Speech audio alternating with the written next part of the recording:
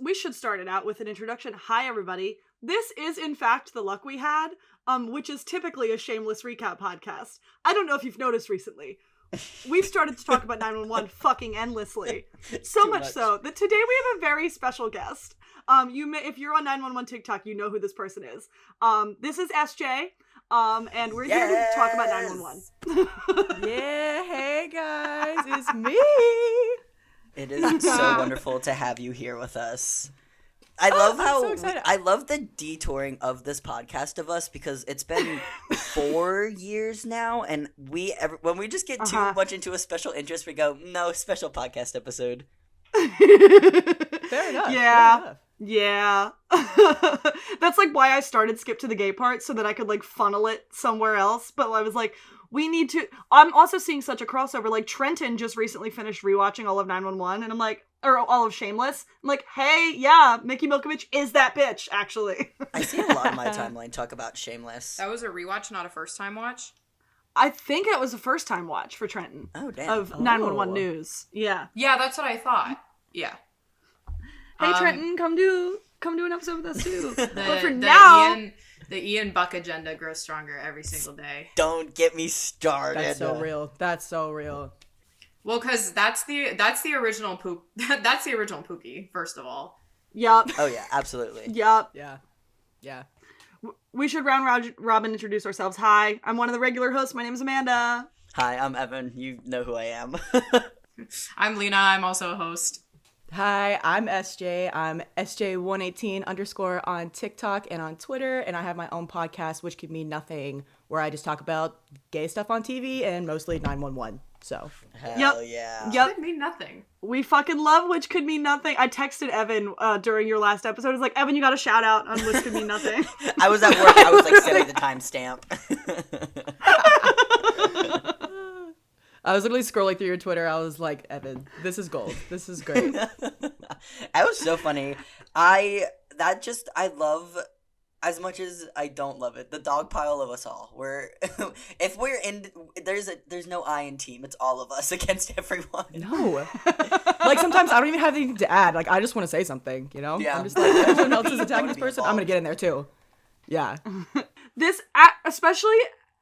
having been so much in like the TikTok space of the resurgence of Supernatural, like right after it ended in the heat of COVID, like that in itself was insane. I ended up going to 2-3 Supernatural conventions I never would have gone to. Mm-hmm. The 911 fandom is on a level I have never seen before.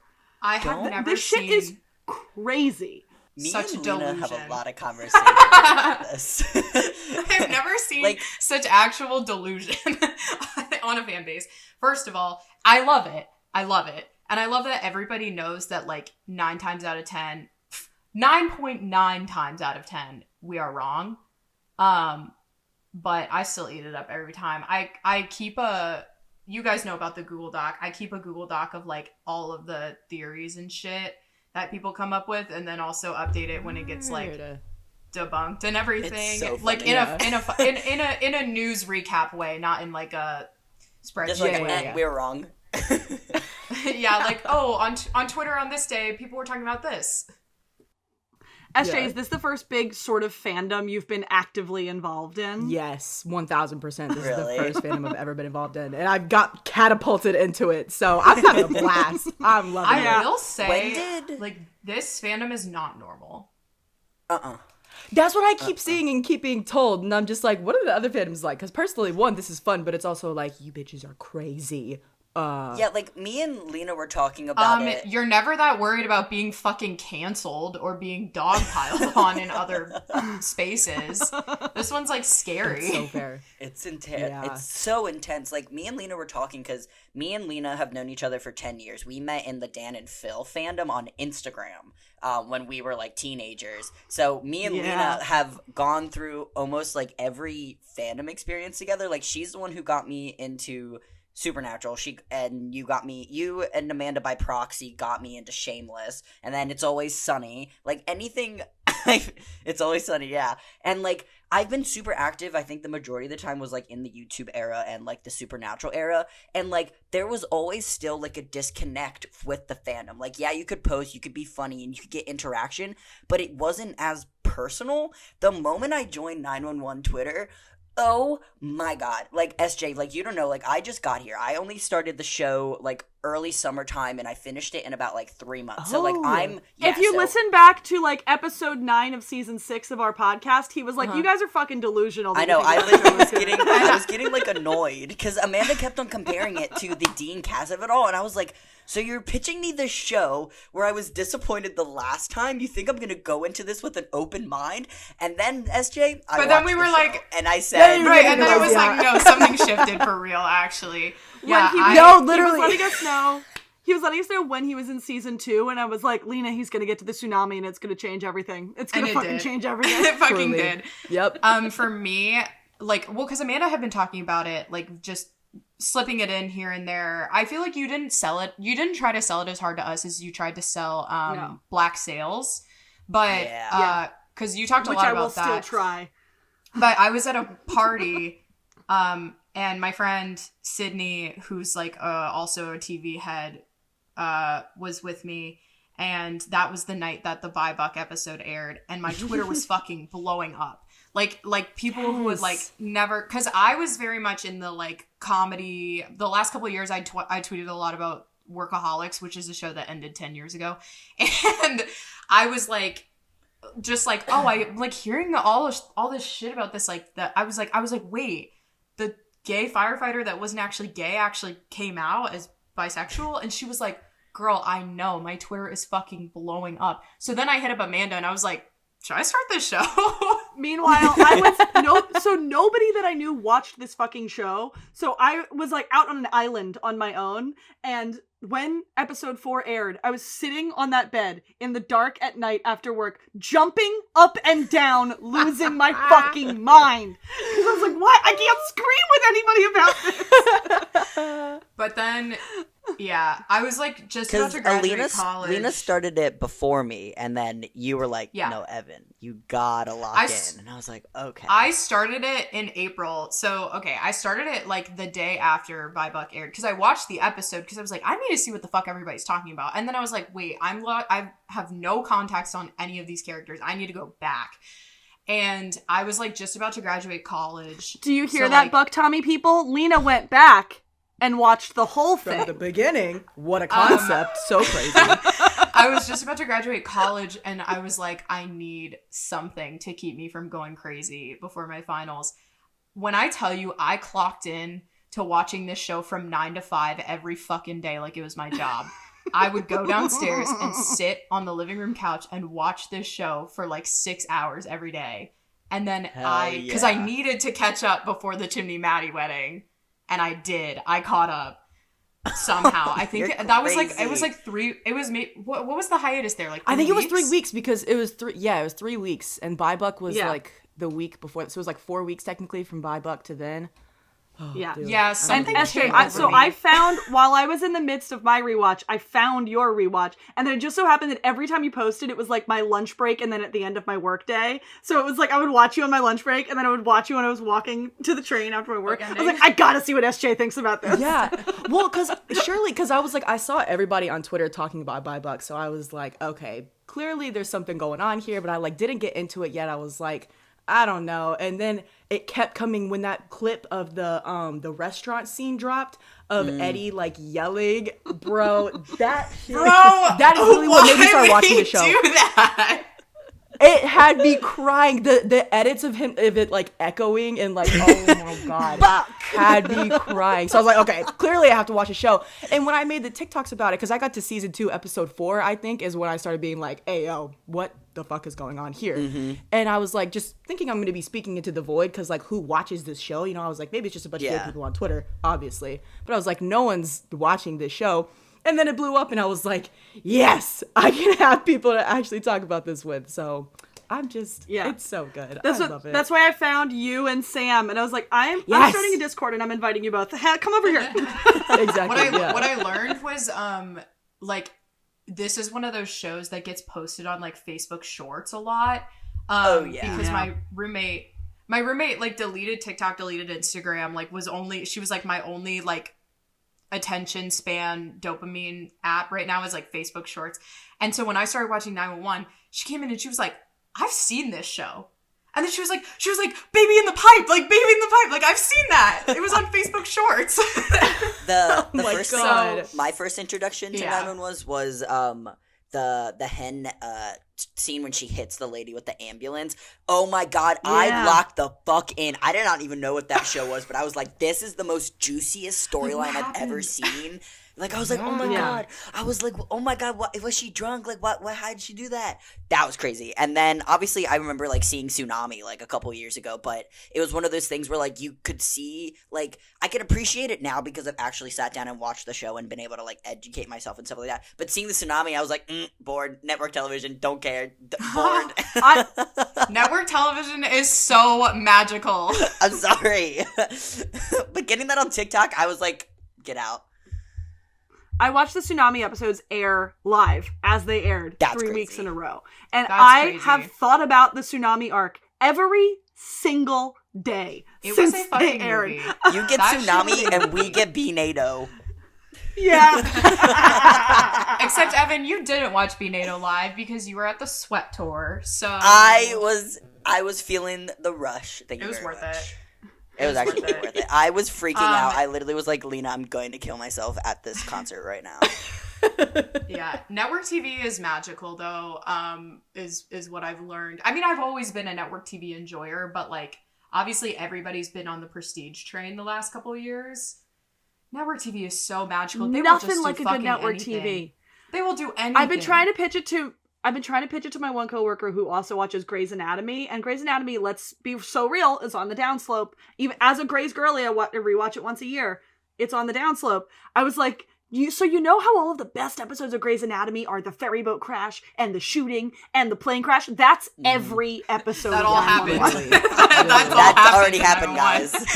Multiple times. What I love is like figuring out when 911 borrows plot points from other things. Not only are they very open about the fact that they parody media a lot, how do they have the same plot points as Supernatural, Glee, and Riverdale? Well, we can use the Ryan Murphy Riverdale. They share several plots with Riverdale. The Riverdale to 911 pipeline is the most insane thing. Are you dead ass? Me and Lena. No, actually, Eddie is so Archie coded. It's not even. Oh, Eddie funny. is Archie. Eddie is Archie. Eddie is Archie. Eddie is Archie. But Buck, contrary to popular belief, not Jughead, Reggie. Ooh. Wow. And I will stand by that. Eddie is also Veronica, and their grandmothers are played by the same actress, which is why that I have started referring to him as Mija, constantly. So. Oh my god. But no, yeah, that pipeline too. Yeah, like when I was watching 801, I was like, this CGI is terrible. Eddie running around is slapstick. This is the best TV I've ever seen. Like, it's giving when they, I don't know, it's giving very much Glee. Like, especially, like, the last 2 seasons to me. Like, we can also use an excuse because Joaquin, the old, like, cinematographer, he used to work for Glee. And he was, like, a really big Klain shipper. So, like, a lot of his structure was, like, in framing shots, did a lot of, like, Klain scenes and stuff like that back in the day. So that's why people really, really latched onto him in a couple of seasons because they were like, he's been here before. He knows he's a Fujo warrior. He gets it. Yeah. And like, I could tell, like, a lot of his structure and stuff like that. But, like, even just this season alone, too, like, I'm happy to giggle again. Like, I didn't giggle that much in, like, season, like, 5 or 6, but I'm happy to giggle again. Mm-hmm, mm-hmm. And, like, and then the cast of 911, too. It's like, we've got Mr. Step Up movie in Ryan Guzman. And then we've got Broadway legend Tracy Toms and Peter Krause and Angela fucking Bassett. Who are these people? Are leads in the show. Like, Kenneth is a fucking... What is this? Kenneth is a fucking powerhouse. Like, when I went through his IMDb, he's been in his IMDb creds are insane. I was like, holy shit, I've seen him in so much stuff, and I just, like, never knew. And then we have, I know everybody on the internet has started with Demon Stark.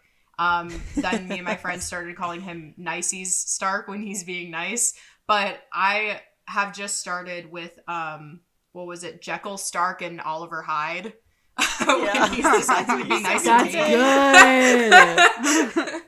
I love Jekyll Star Kenneth came out Joy. to Every play. time I do a rewatch, I hit a Chimney episode, I'm like, this is the best fucking episode of the series. Like, Best one, yeah. holy shit, No, Kenneth I need Joy. him more. Chimney Begins having the most insane trauma montage ever set to exit music for a film by Radiohead was actually oh my god. like it was Beautiful. emotionally resonant, also hilarious. The amount of Chimney Begins parallels that are in the wedding episode too Oh, yeah. is crazy, bonkers, insane. Well, when you really sit and think about it, Chimney is like the heart of the entire group because not only is he Absolutely. the first to arrive at the 118, but also he is the character that connects everybody because he's best friends with Hen. He's married to Maddie, who's Buck's sister. Like he's Also, shout out to Jennifer friends Love with Hewitt Bobby. for making that shit happen. oh yeah, Like, Jennifer she's Love so real Hewitt for was that. like, oh, you were gonna write her with She saw Eddie? vision. I like this guy. Well, she saw Ryan and she was Genius. like, absolutely not. She was like, She's no like, one would "Imagine ever a believe universe this. where No one would Eddie and ever Maddie were believe together. it. She said, Mama, that's a gay character. I don't know if anybody told you. Well, because what the fuck is "they're not my type" supposed to mean? First of all, in the very beginning, of it Bro, all. don't piss me off. Oh my Don't god. Don't That piss me shit- off. Wait, yeah, I want- Seriously. Amanda, I wanted to ask, do you have a structure of like what topics we want to talk No. about? No? Well, I Okay, want to hear cool. SJ thoughts. Wait, so SJ, how did you? So you found out about the show because of Buy Buck, and that's what kicked you into it. Yeah, I saw it on Twitter, and then I saw like the promo for the next episode of like the restaurant scene, and then I started watching it, and I was like, Eddie's not even in season 1. I was like, what the fuck? I was so sad, y'all. I was like almost in tears. I was like, all right, let's get through this. But like, I was actually really happy with season 1 because the setup and everything, devastating. First of all, I was like, God damn, I was not ready for all that. But when season 2 rolled around, I was like, okay, let's see what we got cooking here. I think it's 3 minutes into the first episode of season 2. I was like, this motherfucker is gay. I'm sorry. What else am I supposed to think? What a What else do you want me to think? Like, I literally was like, there's no way that people are looking at this and they're like, that is a straight man. And I was like, the whole Buck and Eddie of it all, literally angry flirting the whole episode, and the way that they were looking at each other and the way that Bobby was looking at both of them. I was like, they're going to get nasty on screen right now. Like, what are you talking about? And then episode 4, when they literally are bumping shoulders, they can't be more than like a millimeter away from each other. Don't piss There's me one off. frame, there's a screenshot of a start. frame where Buck is literally so bumping into Eddie that he is in the middle of the frame. That is how much in his face he's in. I'm like, yo, can you let my man breathe? And then they're doing it back and forth.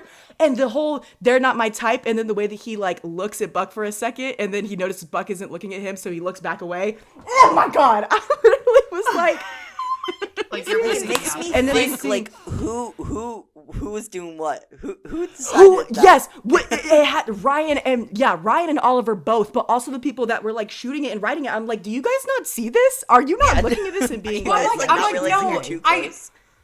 I genuinely feel like in season 2 they were trying to make it be like Eddie not gay because of bringing Shannon back and having him try this relationship again. Obviously, the way it's developed, you're like he's repressed.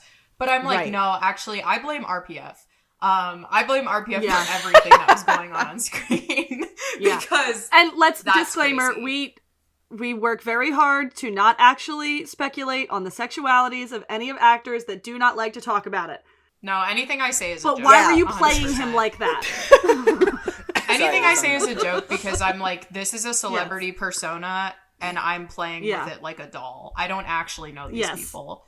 But What I like, say behind Right, closed right. doors it only matters to me, guys. what I say on my public podcast is all jokes and sillies. But like, why in fact do you keep looking at Oliver like that? If not gay, what the fuck is happening here? What's going me on? off. I'm Like, like, are you pisses me playing off. this as if you're just two bros, like two straight guy best friends? I'm like, how do you interact with your friends then? Because that's not Right, what I I'm was picking like, up here. I'm starting to think you guys have never seen two men be friends. Oh my god, male friendship, anyone? Stop.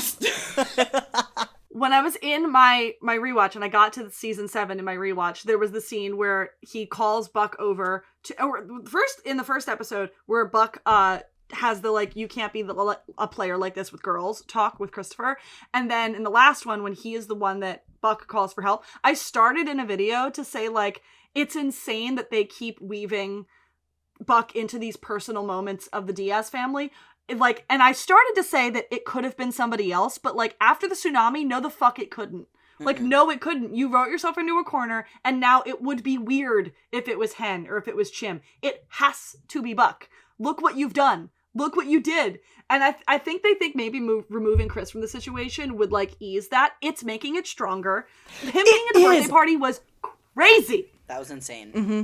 But I get it. Thomas. I read this thing where I forget, I wish I could credit them. I don't know if it was like a Tumblr post or like a Twitter post or something like that. Like talking about how like Buck and Eddie, like their relationship dynamics with their partners, and how like Eddie will go out of his way to like make sure his partners are like never ingrained in his like life or his like actual involvement with like anyone else besides just them. But like Buck the moment he has a partner, he's like, all right, let's bring him to the 118 like parties. Let's bring him to Bobby's house. Like freaking bring Taylor to Eddie's coming home from getting shot. Like things, stuff like that. Like the disconnect of it where I'm like, I get it why Tommy would be there. And also we still have to remember that like we're told that him and Eddie are still friends, even though we see even though Eddie hates his ass. Eddie I believe truly in my heart alive. that Eddie hates his ass. Yeah, exactly.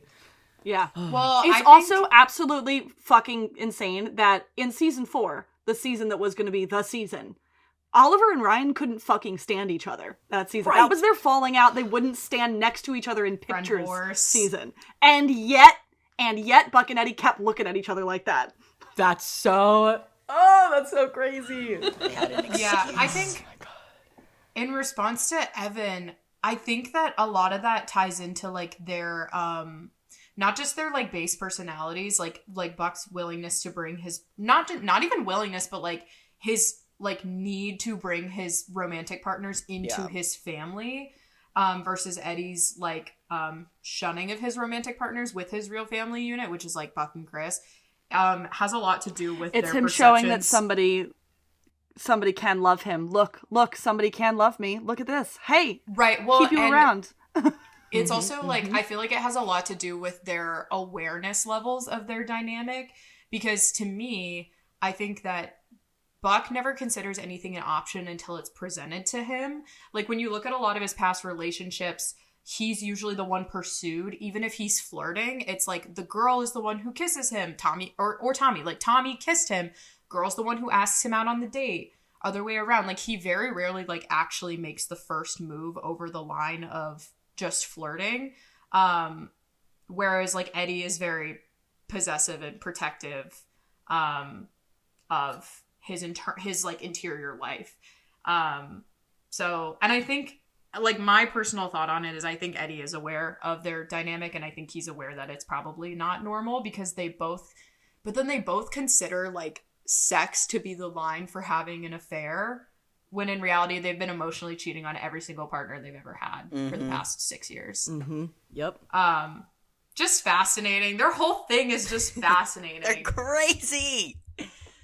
Wait, I love SJ. Thoughts on that? Thoughts on like the emotional Eddie? Like, oh God, I'm thinking how throughout all the seasons, almost every time one of them gets into a relationship or ends their relationship, the other does the same thing. Whenever one of them gets into a relationship, the other one has to do the same thing.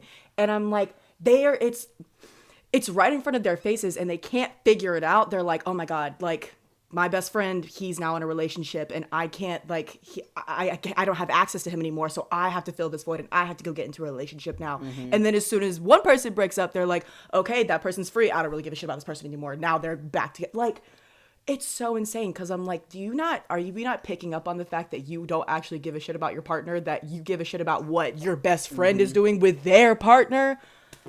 If we can start to get into the Buck Tommy of it all, I have a lot of thoughts on that.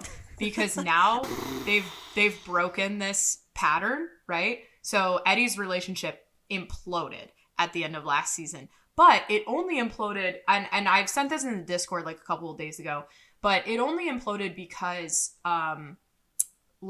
because he got caught cheating. He got caught cheating. Yeah. She broke up with him. That's what happened. However, like Eddie was fully 100% prepared to break up with Marisol until Buck told him that he wanted to keep seeing Tommy. Buck tells Eddie he only wants to keep seeing Tommy because he doesn't think Eddie's an option, because Eddie hasn't been presented to him. Eddie hasn't stepped over that line before. This doesn't change anything between us. Exactly. So Great. he says, okay, cool. I'll try to make it work with Tommy. And Eddie is freaking out because now Buck has he's sort of broken through this wall of like, we can just be platonic friends, you know, because we're both straight, quote unquote. But so he's desperate to remain in this relationship with Marisol, to the point where he goes home and asks her to move out, but to stay with him. And they should just start over their relationship. And now that I'd this beat my relationship boyfriend's has ass if he ended- did that to me. Red flag, No, run seriously, away. yeah. Red flag. Unbelievable behavior. Yeah, But- the running with Eddie's, at the end of Eddie's relationships, stay silent as his wife dies in front of him. Maybe you should go home first. Like, I Eddie- can't wait for you to move out. Girl. Like, now, I think now that this, like, wall has been broken, Buck is going to be, like, desperate to stay in this relationship with Tommy. Because I think if they both end up single, they are going to have to address what's going on. I also think, like, personally, the way I see it going now, like, we all want to dream and giggle about, like, Buck Tommy stuff, but just according to, like, kind of what's been said, I think they're kind of going to go the way of Buck Taylor, where they really, like, they try to make it, like, give it a little depth. No one cares. No one give a shit. But it's really just killing time until they can figure other stuff out. Mm-hmm. I think they are going to try to provide some depth to this relationship. I personally, I know a lot of people don't share this opinion, and if I'm wrong, there will be egg on my face. I personally think this first conflict or whatever that they have, I think they will stay together through it. Why would you speak that to the universe? I don't think That's you're just what wrong, but I'm- I hope you are. I hope don't know, I'm like- wrong too. I hope the I'm wrong pacing- too. But when I think about the history of the show, Buck rarely leaves his partners because he's desperate to stay in these relationships once To make it work. once someone like proves that they are interested in him, he clings. So obviously Taylor like broke that pattern, but yeah, I don't know. We'll see. I don't know, just the I idea think- of having an 18 episode season, I'm just like, the pacing of that wouldn't disappoint me because I know we're going to get a little bit more. Because I feel like me and Lena were on the phone for a very long time yesterday. And I like was just like thinking about it because I was like, I feel like a lot of us were just so disappointed with how fast the season 7 went, and we didn't really get to like explore anything or get any more personalities out of anyone of like their actual stuff, or like barely any by Buck. Just Tommy was there for the rest of season 7. But with this one, I'm like, yeah. I wouldn't be upset seeing that because I know what the outcome is going to be. And I love a The slow vision is burn, clear. even though it's been The 6 vision years. is clear to me. Well, the thing is, they had opportunities in those few like episodes to give us some depth of Tommy and to at least make us like him, and they chose to make us not like him. So I'm like, that is very deliberate to me, because I'm like, you had a little bit of time to make us like, oh, maybe he's not that bad. Maybe we can see this as kind of something. And they chose to make him disinteresting, boring, just a not good partner, and just like very passive of Buck and his feelings. And it's just like, you want me to root for this guy? No, Exactly. they don't. Right. They don't want us to root for him. Right, That's and the that's point. the thing. That dinner scene at the end of season 7 could have been it could have turned the page for Tommy. It could have opened something up with him being like, wow, I can't believe how wonderful it is that you've got that connection with Bobby, and like, your dad's alive though. I hope you have daddy issues. Go fuck yourself, actually. Yeah, I it hate was it. literally a What's layup. the need for Yeah, the it was a innuendo? layup. Yeah. Right, like it's Yeah. gross for Literally. sure. I can't help but wonder, like, because okay, if I were to just read on paper the scripts from season 7 on, obviously you can't ignore his past, Tommy's past. We as the audience can't ignore Tommy's past because the fact is like, they Which I chose think to is bring back also this- highlighted. Honestly, his past and the Chim and Hen episodes and everything, and how terrible he was, could narratively be brushed over if he wasn't played by an equally horrible person. Right, Like, that's it the just other matches thing. it. That's the other Right. thing is when I read Tommy's words on paper, if I were to imagine myself reading the scripts and imagine also that like it wasn't Tommy and they just made up a random character. Anything that he's done in season 7 is not actually all that egregious, because the fact of it is that he doesn't know Buck. And he doesn't know that the things he says and, like, whatever come across as dismissive, come across as, like, offensive, all that shit. Calling him because Evan Tommy, constantly. Right, but he doesn't know Buck. And that's the thing, is, like, that's the thing that's so crazy about the fact that they're 3 months into this relationship or whatever, and they still are getting to know each other. Buck is also holding back. Consciously, for sure. Or subconsciously, like, whatever, because, like, if they're still having these issues, it means that, like, they are seriously not getting to know each other on a fundamental level. So SJ, you made such a good point there. The fact that the writers made the point that he does not call him Buck. Explicitly told not to call him Buck. Like, and it's funny after he because literally has told parents in the show. Like that was the one good detail that came out of Lou's cameo. Literally the cameos. God, I'm like, after we have been explicitly told by Buck himself, people that know me call me Buck, and you don't want me to believe that has any significance, that it's cute to call him Evan like that. Oh my God, don't piss me off. Nope. Right. Because when Maddie does it, she does it like sort of a chastising mom, like in that tone that you're supposed, like, and in that way that Eddie did during the Will scene. He's like, because Evan, look me in my eyes, I have something important to tell to you. But Tommy only never calling him Buck is crazy, and he calls Chimney Howie. Yeah. Don't piss me off. It is very weird. I just think that if he wasn't Tommy from season 2 and he wasn't played by that guy, he would be much more of a morally neutral character. I saw someone say he would just be another nothing love interest. Like, it would just be like, whatever. Yes. That one guy from Hin Begins, where they all go to the bar and it's the gay firefighter. Yeah. They would have done, but people were like, if they would have done him, people would have like jumped the buddy ship because he was kind of fine. And I'm like, well, I would have had trust in the narrative. You need to pick someone that's not likable. I would have had trust in the narrative, for sure. But like, yeah. But I would have enjoyed it a little bit more. The lines, and I think, and you touched. Oh, you go ahead, Amanda. Sorry, you touched on it in your podcast that folks like myself compare this to Destiel all of the time, and that is because I think the comparison to Destiel is not only like you want to make your love with your best friend, and also you're raising a child together, and one of you has died at least once. Like, there's that of it all, and the character that is Buck of like, you must save people. It is the only way you have worth in your life, and the weird relationship with the sibling. There's all of that, and there's the writers looking us in the face for many seasons going, we don't know what the fuck you're talking about. Hey, we don't know what the fuck you're talking about. You're crazy. We don't know what the fuck you're talking about. Meanwhile, you know what the fuck we're talking about. And the craziest part of it all is now the creators of Supernatural, at least 2 of them, the one that played God and the one that played, oh God, the Loki character, the trickster, Gabriel?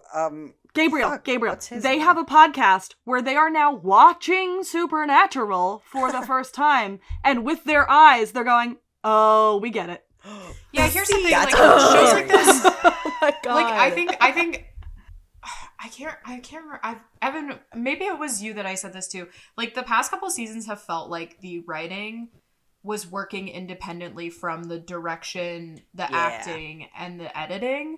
And then now that that was Kristen Rydell. That's what that was. But it just it just felt like the teams weren't talking to each other. Like director was not asking writer, "Hey, what's the tone here?" You know, like stuff like that, which I know is like the director's decision to make. But even like it goes as far as the editing room, where it's like they're pushing one narrative, the final product is, and the script is, the words that are being said are pushing another. Now it feels like, at least so far with this new episode, I mean, we'll wait and see what the rest of the season brings, but it feels cohesive again. In the same way that it did in like early seasons. The pacing was awesome. Yeah. The visuals, you can tell there was a shift in the writer's room. You can tell there's a new DP. Mm-hmm. Like, the pacing was better. The visuals were better. The balance of the characters in this very large ensemble show was so much better. Yeah, but I seriously think that writers and like producers and actors who don't understand what like fans see and take from the narrative probably aren't watching the version of the show that makes it to air. And I think that's a mistake. I think anybody who's involved in the production should be watching the episode as it airs so that they can then understand what people see. That's why Oliver is a buddy warrior. Because he's hashtag real. Because he gets it. Come He on. watches it live, like the rest of us. Shifting into the buddy trutherism of it all, I know in his Q&A he was like, it was just a pretty picture. The lamppost on 6th Street. Oh my God. That's the only scene in the show you have ever recorded a video of yourself reacting to. Hey, sir. I literally felt like my mind was exploding. I was like, because I saw that post on his story, and I was like, oh my God, cute picture. And swipe away. And I was like, okay, whatever. And then I went to Twitter, and I was like, hold on, because everybody's on Twitter smarter than me. Okay, Like, that's that's- but I was like 6th Street.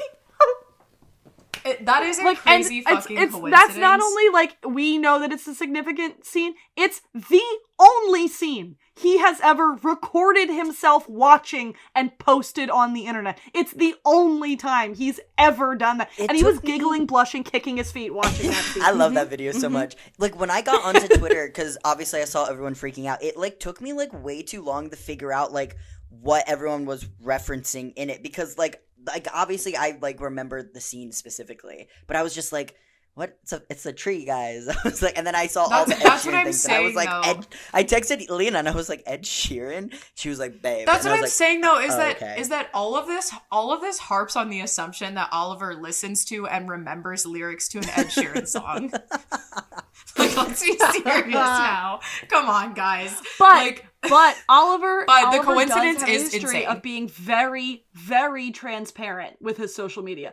In the Buck Taylor days, literally throw up emojis over his face after episodes of Buck Taylor scenes. But if we Wow. want to say that, then we can also say that him like debunking it in the Q&A was, first of all, massively funny, but also probably him setting the record straight. And being like, I actually don't know what the fuck you guys are talking about. Same with the the flowers thing fucking was with so us. crazy. I think he's it didn't fit my narrative and my agenda, so I choose not to believe it. You know what I'm saying? Yeah. No, I get that. Dude, no. The way that he was like, everyone, he I was was like, there, why are you trust asking me. me about yellow roses? Trust me, I was sending texts. I was like, no way. Like, I was sending texts like, this If is that had crazy. been true, the flowers thing happened. I was at work. I literally fell out of my chair. I was like, I can't fucking take this anymore. But then it wasn't even real, which is so funny. Like, that's fake news. That's fake news like, and misinformation 101. Like, someone just posted that and they were like, this must be in reference to 911. And everyone was like, this is in reference to 911. And it wasn't. Well, and even like 911 TV News posted it, and then they like debunked it. But then They they were were like, like, oh, I knew this a is couple not hours from ago, but I 911. waited to tell you. And I was like, Oliver did his Q&A I was like, 2 hours wait. ago. You couldn't have said anything? Yeah, and they were like, yeah, I just found out that that's not true and that's debunked. And then the original person, is the one that posted it, were like, wait, it's not? They didn't even know until 911 News posted about it. I was like, bro, you didn't know. Why did you find this? Do we even know what show it was a reference to? Because when I found the post No. originally, like, obviously people, like, out of respect, they, like, crop out, like, the crew member's name, like, Right. profiles Yeah. and stuff like that. Well, so I was it like, must have been one, someone I who couldn't even used to go work back on to 911 reference but it. doesn't anymore. It must have been someone who And, used like, to work on the show but not anymore. They saw the word Oliver and they were like, fucking go. Took And it they and were ran. like, there could Honestly, only be I can't blame one. them. There could only be can't blame one them. I with would do that the name. same. I love every time people freak out when he posts from the Fox lot. They're like, why is he on the Fox lot? I'm like, that's where they shoot the show. They work in Right, move the they still- sets. yeah. Like, the sets are there. Come on now. That's where they shoot the show. Really quick, because I only have like 10 minutes, but Yeah. I want to hear everybody's thoughts on like other characters in the episode. I'm personally really excited to see what happens with Hen and Chim. And I kind of want them to fight. Me that too. crazy? I low-key think they Yeah. might, because in that one little conversation that they had on the rooftop where him was talking about she's trying to get her foster license back, and then Chim was like, yeah, and I have 2 kids to feed, and she kind of like gave him a look, and he was like, for now. I think that they are gonna fight. I think that they're gonna have And a little then spat. I feel like there was also the scene when they go over for, like, pizza night. Like, she witnesses, like, kind of, like...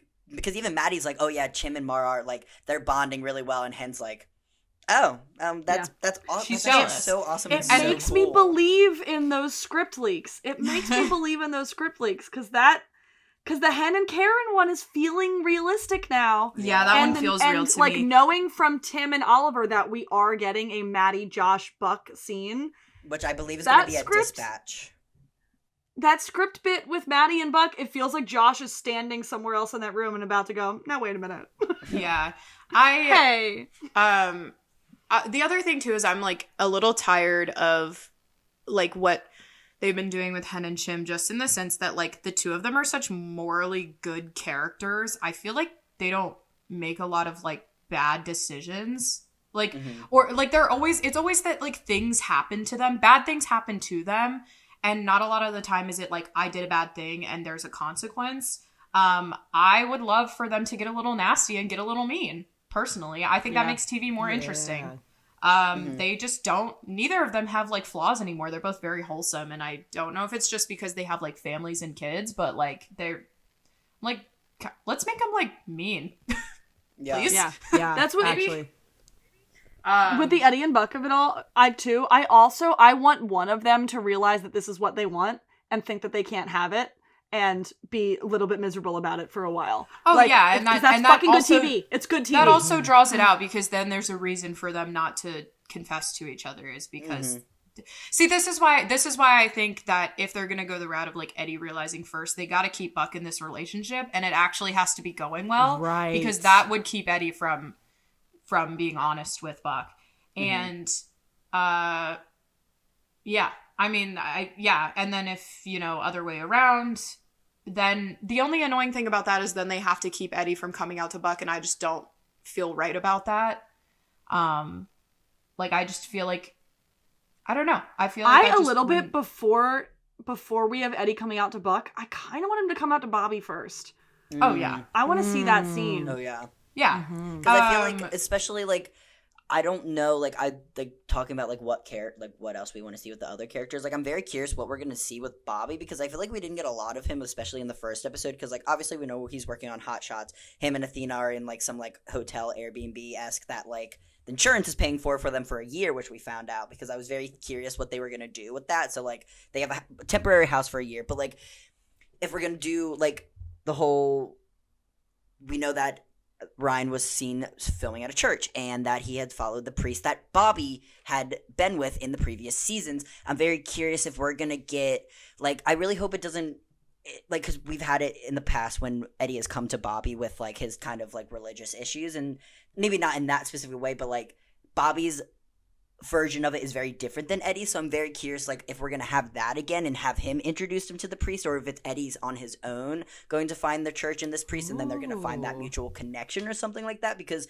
I feel like I'm very blindsided with what Bobby's gonna do this season, because they blew up his house and his wife's in a plane crash, so like what else is he gonna do? I'm so excited for the plane. They haven't had you guys know any mentions of him returning to the 118, because it's been 3 months since he quote unquote quit. So, I don't know. Bobby is, like, is one of my most, interests for this season. Like, if I had to rank it, like, Buck and Eddie, they don't even get a ranking because they are the main focus. But, like, it would probably be, like, Bobby and then the Hen and Chim of it all. Yeah. Yeah. Like, Maddie, like, I don't even know what she's doing now. Maddie girl, what's up? Actually. They just keep bringing back up her trauma with Doug, and I'm like, can she move on for the love of God? They just keep on giving her a friend who's in an abusive relationship that she has to get this person out of a literally, abusive relationship. I'm like, let her escape. If we're gonna talk about characters being put in a circle, that poor girl needs a new characteristic. She needs a hobby. Truly. She needs something that's not a mother. Needs friends. Not being a mother. Let and her not being a and dispatcher. Eddie be friends. Let her and Eddie be friends. Oh my God, they have been begging for it. We're begging for it. They all need friends outside of the. I get that it's like it takes away from screen time, but like they all need friends outside the 118, like in a real way. Eddie at least does shit on the weekends or whatever, but like true, they all need friends bad. I would love to see Bobby become a sponsor. Last time they did that That though, would they be like turned it into like a malicious way. It was Because so Athena saw it as it was something so else. one and done. Yeah, it was so one and done last time, and it's like, no, I actually want to see him build like a real bond with somebody this time around. Yeah, I agree. But wait, I want to hear SJ. I want to hear your thoughts on the other characters. The priest and other characters. Yeah, I am also. I didn't even think about that with Bobby and like him being the one to talk to Eddie and be like, hey, I have this priest that I used to talk to. Maybe you should go and talk to him. That would be kind of sick. I like that a lot. Yeah, I think that there's going to be conversations with Bobby and Athena about, like, not Athena because that woman's never leaving and she's never retiring because she said multiple times that she loves her job so much, but like about Bobby actually retiring at some point in the future, because Peter has said that he's not going to stay forever, which breaks my heart, but I do feel like that's I feel like that's going to be brought up, not like really fully drawn out, but it's probably going to be like hinted at that like I'm coming back, but like it's not going to be forever, just to like let the 118 know like, yes, I'm coming back temporarily, but it can't be forever. But I'm really interested to see. I agree. I like Bobby and Eddie's dynamic. Their conversations are some of my favorite, and those are the conversations that Eddie is like the most vulnerable to me. Like after Shannon had died and he like was doing the whole Fight Club stuff, and then when the whole Ana Flores thing, and then the whole Marisol thing, like I love their dynamic so much, and I really hope that Bobby can talk some sense into him, because he's always super vague, and he always kind of uses like gender neutral pronouns, and he's very like, what are you gonna do? Like, it's very vague, and I'm like, Bobby, I need you to be specific. These boys are stupid, okay? They don't know. They're trying. I know they are, but God, just tell them straight up, for real. I'm getting tired. I know he's tired. I think all the time about that shot after Shannon died of like Eddie's face is like over in the left side of the frame, and it's like so so Mr. Robot, it's so off kilter, and he goes into Bobby's arms because Bobby is the only one that can understand what that was like for him. Yes. Like they've got that bond. Yeah, they had some good, like in season 5, after Eddie, he goes over to Bobby's to apologize to him about for 100 and something bodies. That bitch. I hear the ice cream. That was crazy. Yeah. And Eddie and Bobby is like he's struggling from a call that they had. I can't remember exactly what it was or something that was going on. He's talking on the phone with Athena and he's acting like everything's okay. But after Eddie leaves, because he tells him like, you're a good man and you're a good captain, you're a good person, and then he's like, I gotta go, like I got shit to do. Bobby had bought a bottle of alcohol and he poured it down the sink. Dumps it out! Because Eddie came and talked to him. So I do think that's a really important relationship that they need to revisit. I also just would love to see way, way more scenes of Ryan Guzman in scenes with Peter Krause, with Jennifer Love Hewitt, with Angela Bassett. It makes him a better actor to be in scenes with these. That is not me bashing any of the other actors on the show, but you've got legend on the top of your call sheet in the show. Like, it's just nice to see. That's why every Buck Bobby scene is so good, because Oliver's getting to spar with fucking Peter goddamn Krause. That's why every Buck Athena scene is great, because that's fucking Angela Bassett in that scene. Yeah, like I just you can feel the confidence radiating off them. That like obviously like I feel like they always just make a great scene partner. Like I feel like they're one of the people like on the show. Like not saying like no one can lock it in, but like when they lock it in. Oh my God, like, it's just, it makes sense why, like, anyone paired with them would be able to have a stronger scene, and guess what? It shows on the fucking show, so. Yeah. So, since I know Lena's gotta get out of here, to wrap it all up, feel I want free to start to keep round talking robin of, if you guys want, but I gotta go. I wanted to know, like, predictions of what y'all think is realistically might happen, maybe in just the next episode. If not, nothing sandwich from that freaking descripting. That's not just what we knew that. It's gonna be plain. I think it's gonna be plain the whole time. And I'm excited for that. I think it's gonna be calls. It's gonna be plain. I feel like episode 2 is going to end with remember all those behind the scenes of all of the fire trucks at that, like at the with the hangar or something. I think that is going to be the end of episode 2. Yeah, the hot shot with the mustache. Ooh. No. I think that the staging at the hangar was for hot shots. I think Buck is like coming to set and getting Bobby. Really? I think that Bobby steals the hot shots fire truck and goes. He's like, I'm on my way. Yeah. But like all of there's those 500 being in the hangar, being like ready to go, is a thing that you have to pre-stage. That is not the response to a plane crash. I think that they're setting up a big scene on Hot Shots, and Buck, when you know that behind the scenes thing that we got, when they're all ready running away runs to Bobby. Yeah. And they're like, why aren't you coming with us? Yeah, they're like, why aren't you coming? No, yeah, that's smart. Okay. That's really smart.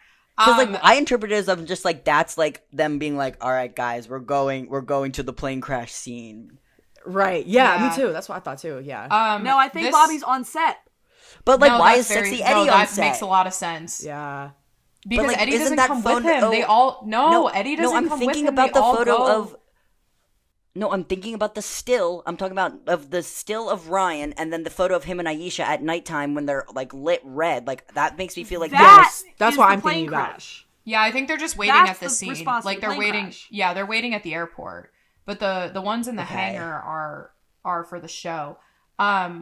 This isn't like a normal prediction, but they keep bringing up that like Ortiz and Gerard are intertwined. Oh yeah, I wonder heard about how that. far if the show wants to take some really big swings, I wonder how far up the ladder like that corruption goes, and if there's something going on with the fire chief even, and then that's a way you can get Bobby back into the mix without maybe even without putting him back in the captaincy.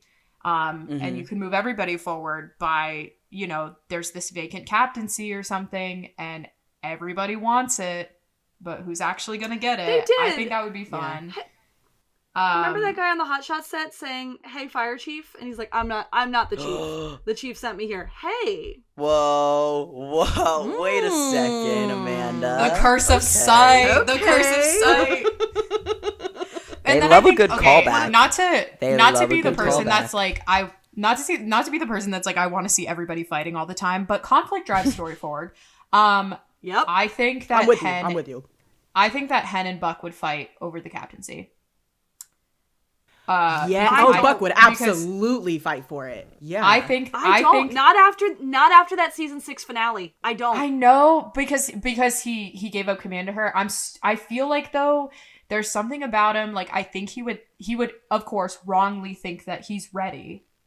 But I disagree. I think he's past that.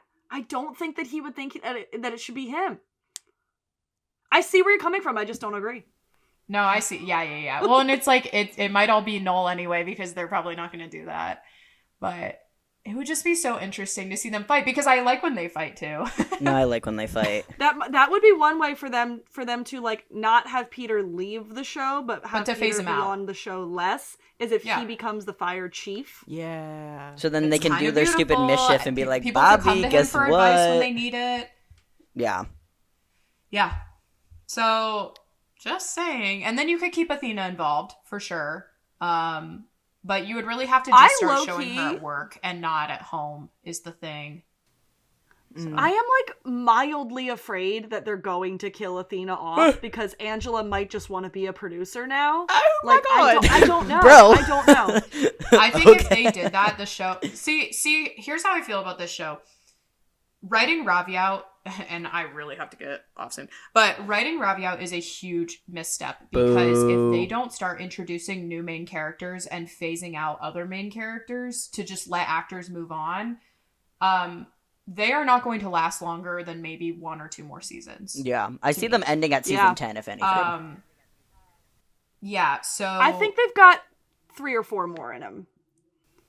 Bro, I don't know about y'all. I want this to go on like Grey's Anatomy. I don't know shit about Grey's Anatomy. I didn't watch that. No, and there are, but that's 21 seasons. That's the thing though, is there are people on Grey's who have been on it since the beginning, and it's like, okay, that's your Buck, that's your Eddie, like people who are like still happy to like keep being there, but like people just want to leave sometimes, and if you don't start bringing in new main characters, then like the show will just die. Rewatching season 5 when you had Lucy and Ravi, and like as much as I fucking hate Jonah, you just had these extra side characters who we were getting little fun scenes with, like when that whole thing when Chim and Hen are like breaking into Bobby's office to find that stuff on Jonah, and like they just casually bump into Ravi and Lucy and they're like, hey, what are you guys doing? Like, even though they're like not the main focus, like it kept like, I don't know, like it was just fun to see a fun familiar face who wasn't the same goddamn people all the time. And like especially those two, the fandom I think has latched onto as like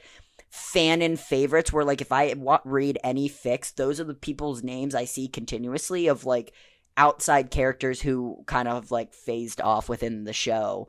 And like it's such a big fumble, like because I don't know, it's just like I just because I've been in the fandom, I think it's like a different perspective because we have these own little like ideas of them and their dynamics and stuff like that. But I'm just like, they fumbled so fucking hard. The whole Ravi-Eddie Buck Ravi dynamic was a last serious season fumble. was so fun. Like, that was so fun. Yeah, like, what the it fuck? was. Pissing me off.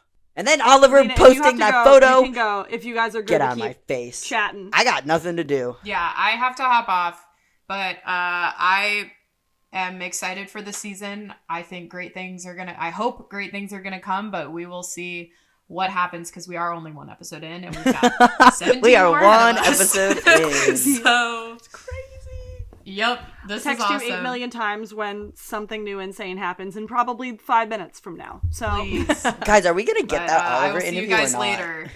Bye, Lena. I love you. text me your recording and everything. Bye. Talk to you later. Have fun at Bye. dinner. Are we But, going to get that Oliver interview yeah. today or not?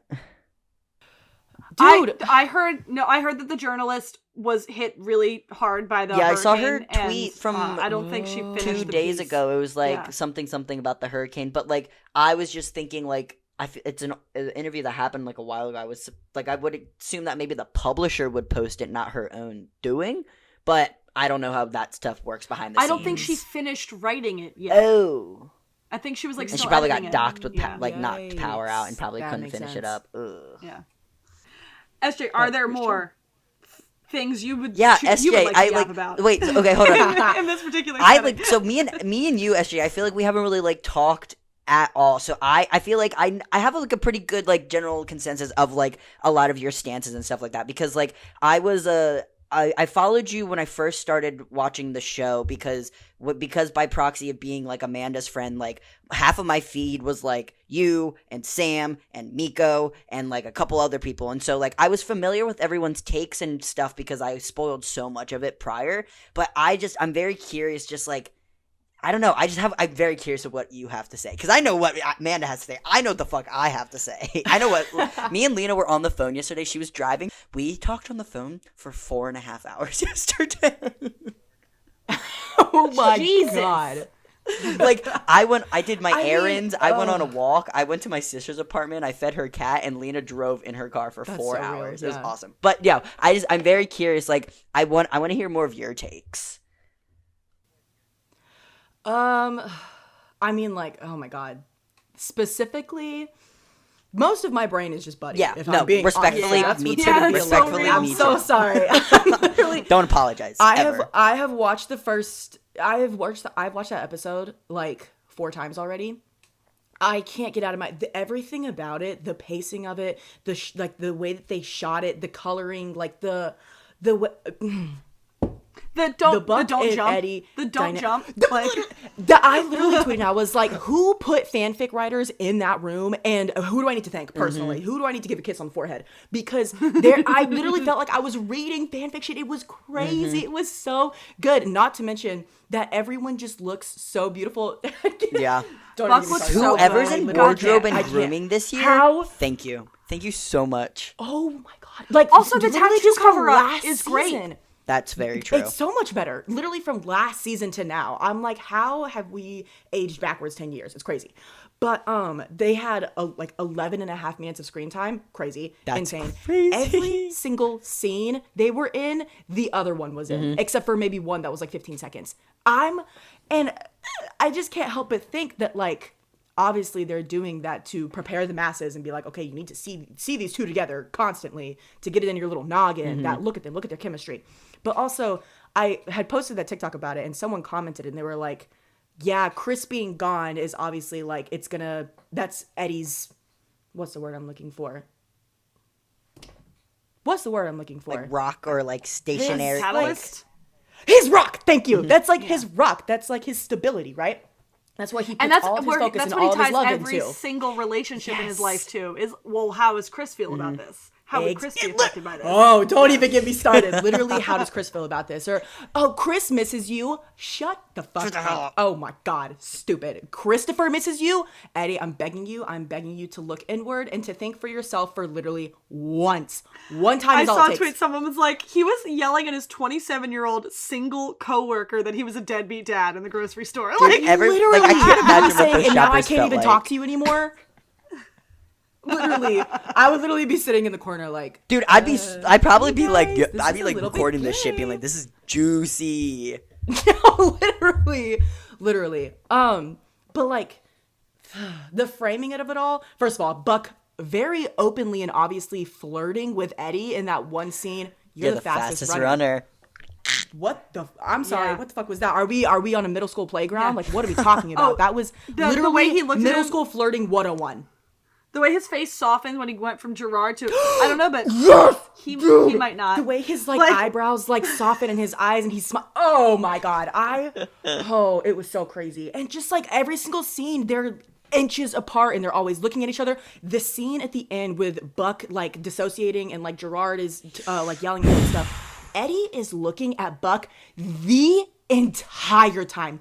Entire time when Gerard is talking to him, Eddie is keeping his eyes glued to Buck because he's like, is he gonna explode? Like, what's happening? And he was looking at him the entire time. And then he physically got behind Buck's back to make sure that he was okay while Gerard was yelling at him. I was like, y'all, this him cannot be over any more clear, Buck's any more shoulder obvious. in that shot, like him lingering over Buck's shoulder in that shot, Because before the dissociation happened, I thought this was about to be a homophobia thing. I thought the pouty too. mouth was like about to be a homophobia thing, and like Eddie just being here, just like being right here, looking, watching, waiting, listening, And then they like shifted to Hen and Chim like maybe once or twice, but then the rest of the time it's just Buck with Eddie in the background.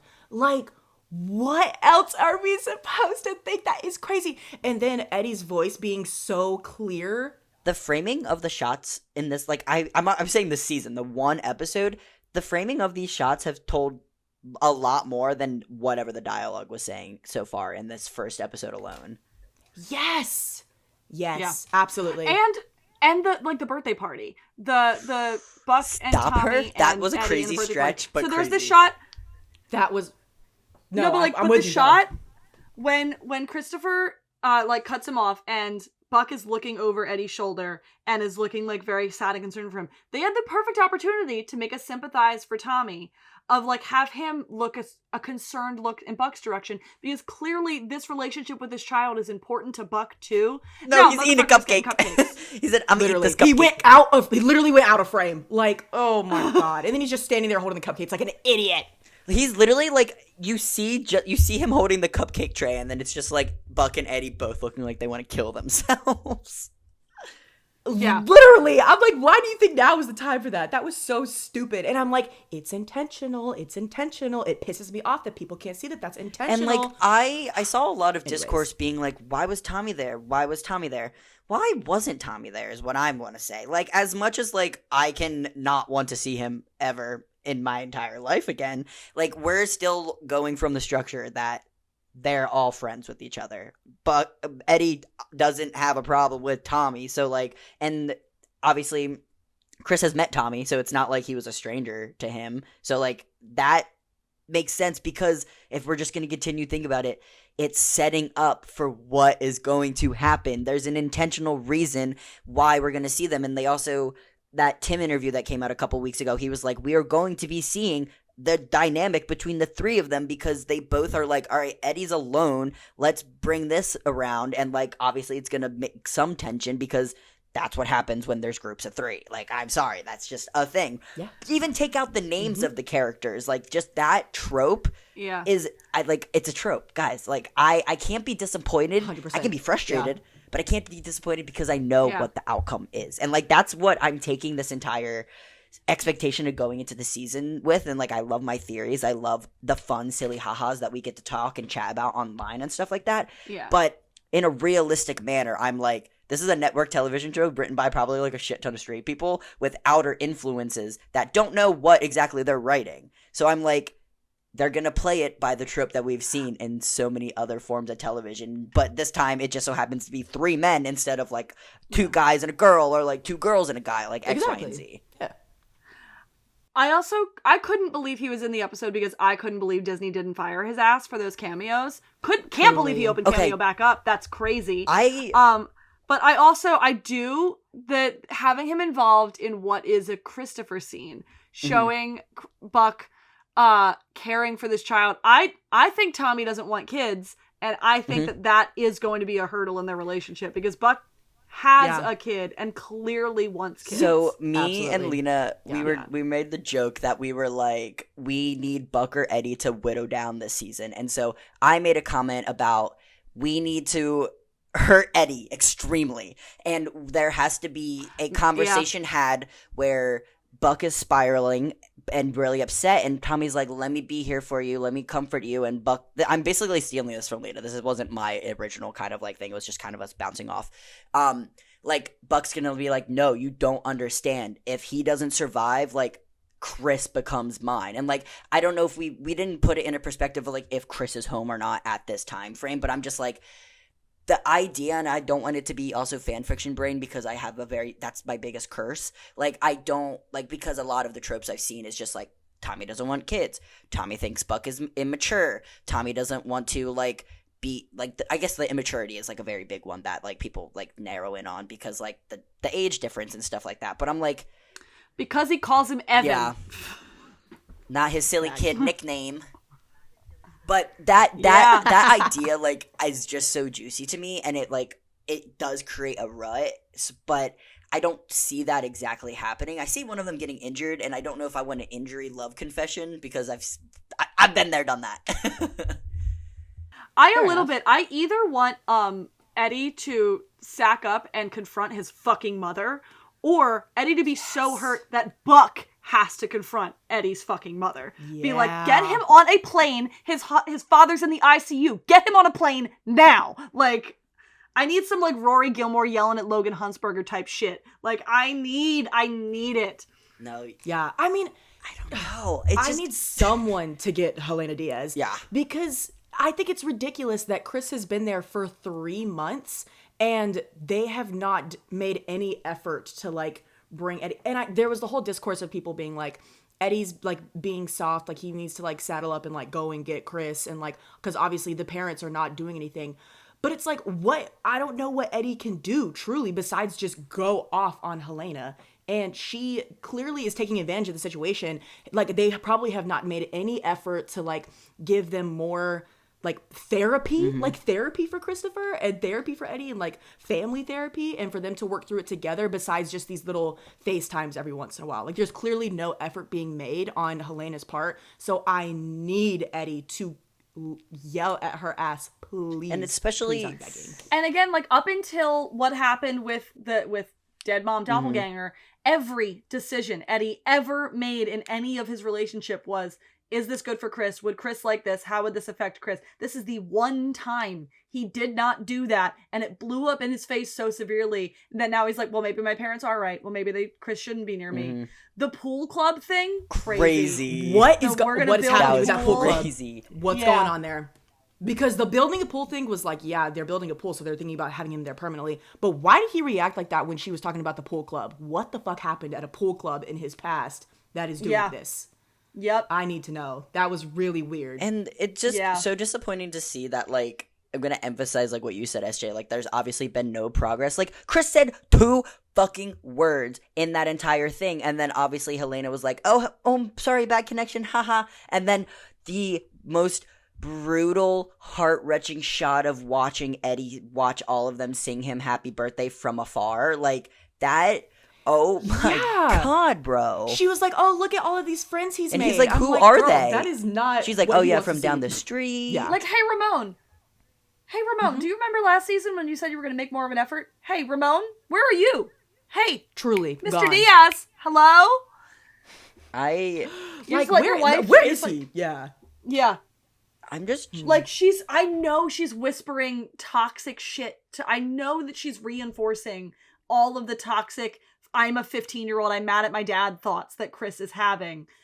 Like, of course, he's 15. He's angry, and he ran away, and his grandparents let him. And because they've been trying to keep him from his father for his entire fucking life, they're just letting him run away, and God forbid they support their son. I need to see Eddie explode. Yeah. I need to see him get so... I need angry I need Eddie. to see him, like, break a wall angry. I need anger out of him. I want breakdown Eddie also, though. Yeah. I want to see as Eddie much as I don't want really him badly. to, like, I want to see him cry. go back into, like, Fight Club era, I need that mindset of just I need to do something destructive because it's the only thing I personally have the control in, but I can't point my finger on what I want that to be because of how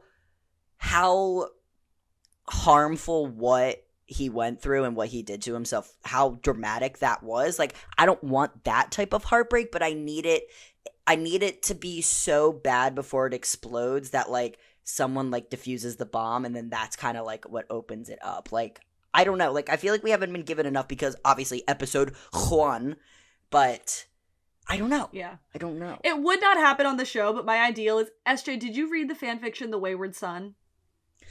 Amanda, shut the It fuck is up. Eddie going to sex clubs, just being a bottom, letting guys run through him. Like, and that is how he's punishing himself. It's open with him getting, like, getting gangbanged. That Like, fanfic will ruin and honestly, your the life. sass...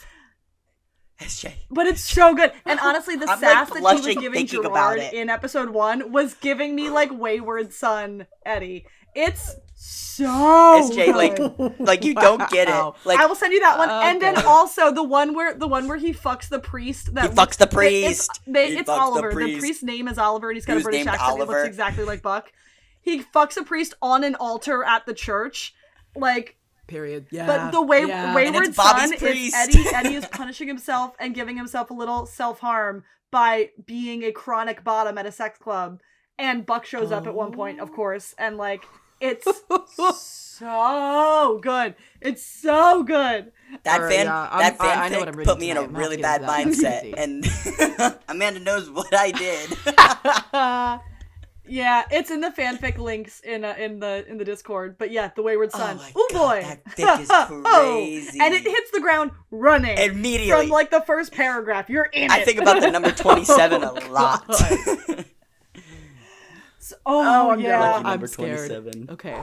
So that's my ideal for, like, It's how that- he explodes, gets the anger out. It won't happen on the show. No, I've read a lot. Oh, of, can you imagine? I've read Yeah. a lot of fics of that being like Eddie's repression is him just going getting fucking nailed all the time. Like, that's awesome. No, it's not awesome, but when I read it, it's awesome.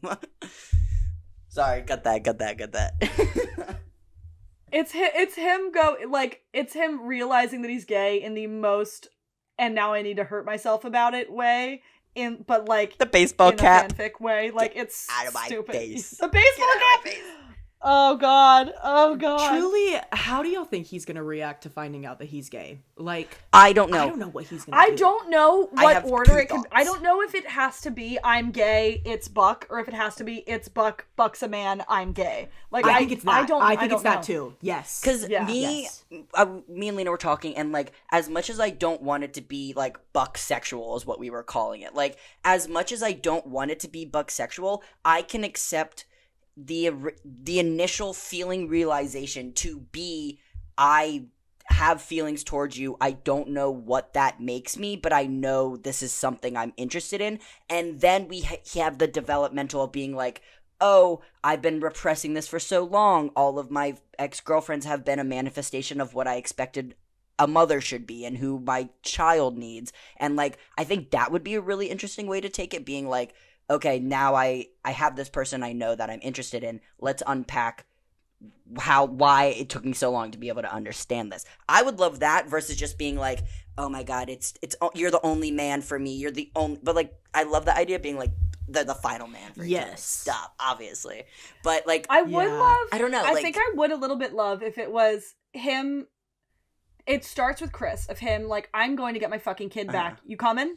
And Buck comes with him. And then, in the midst of it all, his mom or Ramon being like, so why is he here? why'd you bring this guy? And them going like, hey, we're repressing that.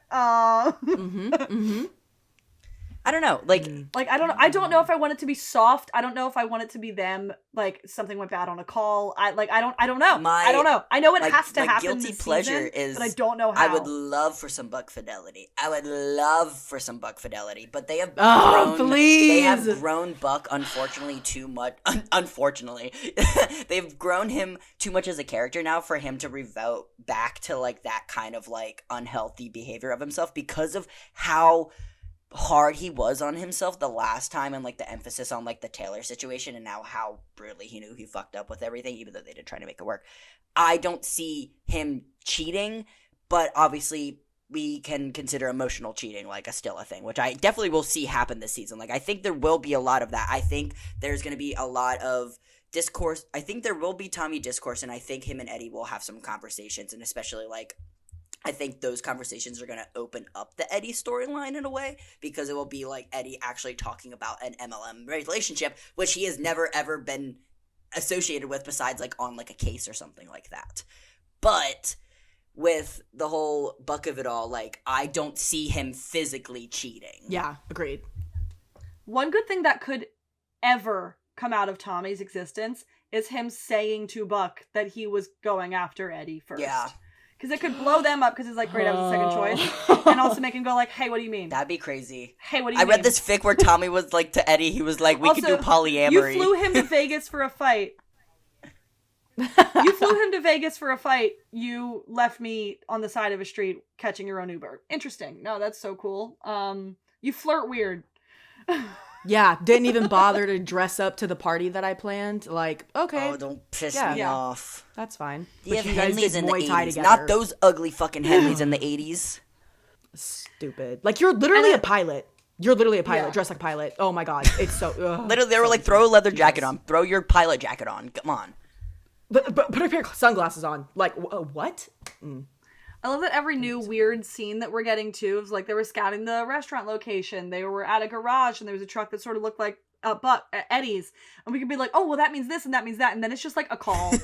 It's just like has nothing to do Literally. with any of them. Yeah, 100%. I 100%. love. Wait, I don't know if I've ever verbally said this theory, but when I don't know if we talked about this, Amanda, or if I texted about it, but I talked to Lena about it. But when all of those photos, I think those were the ones you were talking about with the photo of Eddie's truck, and then I think Sam made a TikTok being like, there's this yellow car, which is a reference to the Chevelle, which they talk about in 704, and then I was like, drag racing Eddie. I want to see Eddie pedal to the metal. I want, like, okay, no, wait, that's what I want it to be. That's what my angst I want him to be. I want him to get, like, into, like, street racing, or, like, because I was like, I think that'd be, like, so badass, and I feel like that'd be, like, a cool macho mask thing, because, like, that's what Eddie, like, kind of, like, flocks to, is very, like, masculine kind of hobbies and behaviors and stuff like that, so, like, that would be fun, but obviously, that was only one ever callback to him having any other car but his big-ass fucking truck. Drag racing Eddie. Also, that was another another pipeline to Riverdale. I didn't watch Riverdale, That's but I know crazy. that Yeah, me neither. everything happened on that show. So there's like a scene where like Archie is like fixing up this old car with like him and his dad, and then this takes place after Luke Perry dies. So then they're driving the car, and it's like a whole thing. They win the race. Actually, no, they don't win the race. Jughead like detours it or something. Whatever.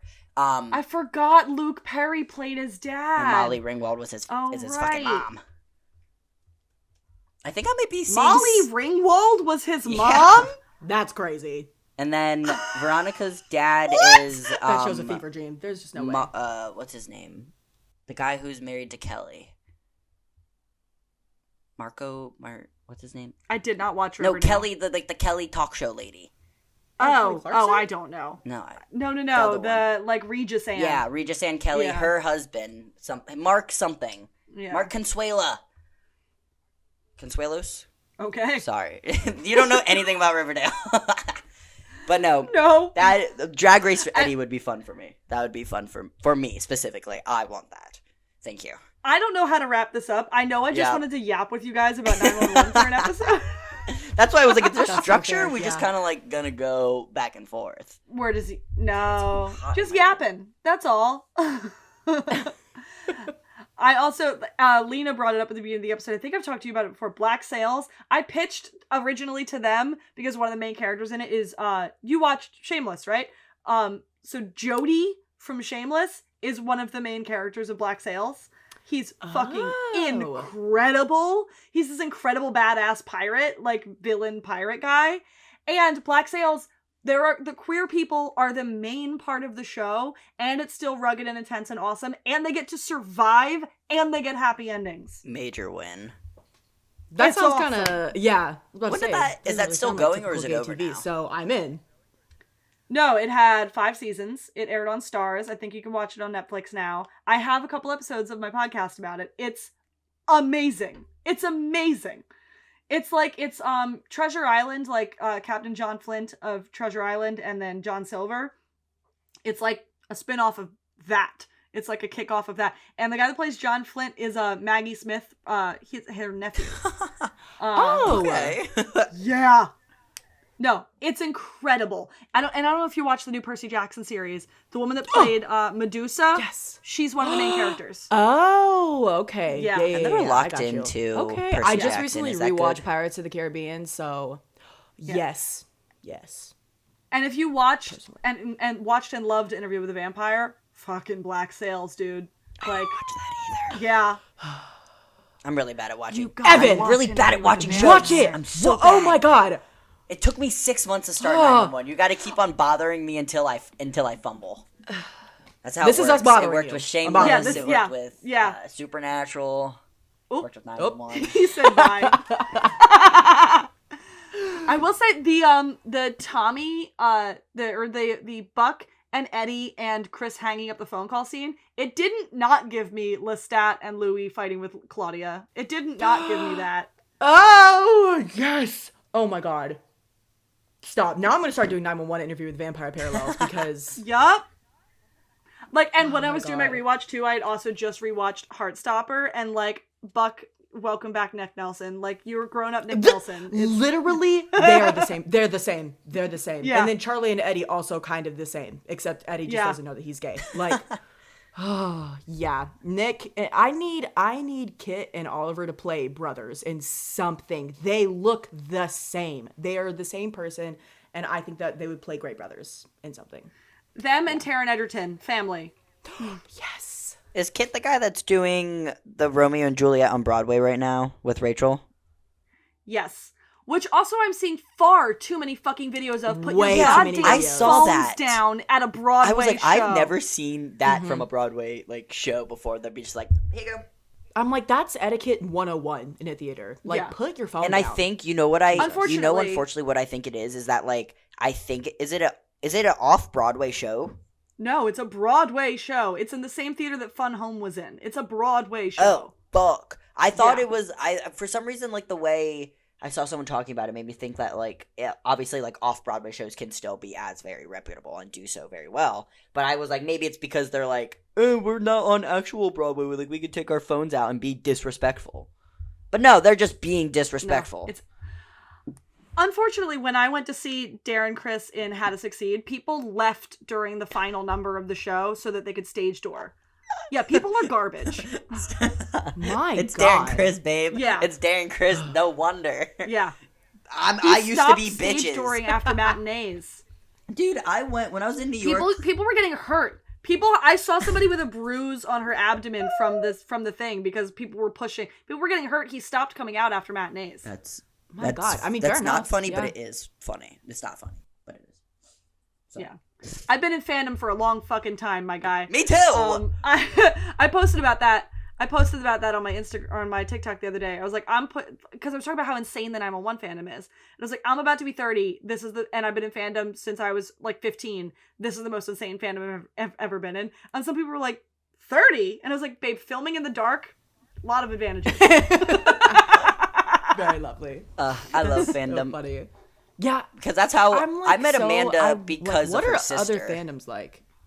I met Yeah. Amanda. Yeah, Evan and I know each other Yeah, because of my so sister. I became friends with. So I met Amanda's sister Zoe when we were at Playlist Live in Florida in 2014.